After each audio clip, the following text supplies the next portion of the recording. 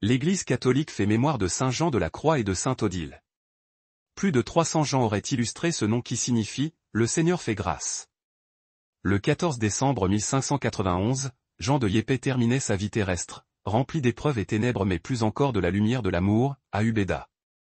Un beau film de Carlos Saura, La Nuit obscure, met en relief un moment capital de cette existence, les 9 mois que Jean passa dans un réduit obscur du couvent de Tolède où ses frères religieux avaient renfermé le rebelle qui mettait en péril leur tiédeur et leur tranquillité. Au lendemain de son ordination, Jean fait la rencontre qui va orienter toute sa vie, celle de la Madre, Thérèse d'Avila. Elle venait de commencer la réforme du Carmel. Leur intense collaboration ne sera interrompue que par la mort de Thérèse en 1582.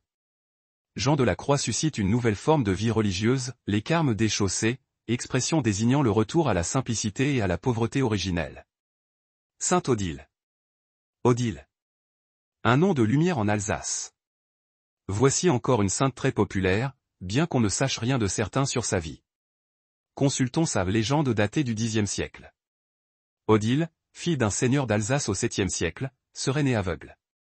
Son père voulait la supprimer, sa mère réussit à la confier à un couvent et la petite fille aurait recouvré la vue le jour de son baptême. Plus tard, son père, sans doute pour se faire pardonner, fit construire pour elle le monastère de Hambourg, avec un hospice pour soigner les lépreux et accueillir les pèlerins. L'abbesse Odile meurt au milieu de ses religieuses en décembre 720. Depuis lors, le mont Sainte-Odile est l'un des hauts lieux les plus prestigieux de l'Alsace.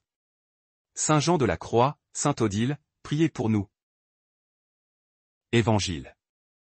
Élie est déjà venu et ils ne l'ont pas reconnu. Alléluia.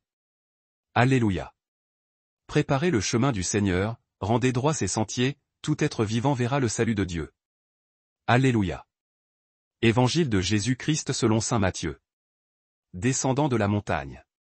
Les disciples interrogèrent Jésus.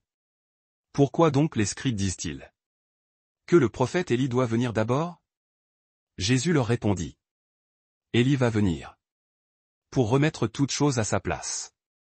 Mais, je vous le déclare, Élie est déjà venu. Au lieu de le reconnaître, ils lui ont fait tout ce qu'ils ont voulu.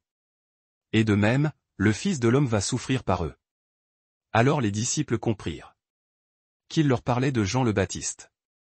Acclamons la parole de Dieu. Louange à toi Seigneur Jésus.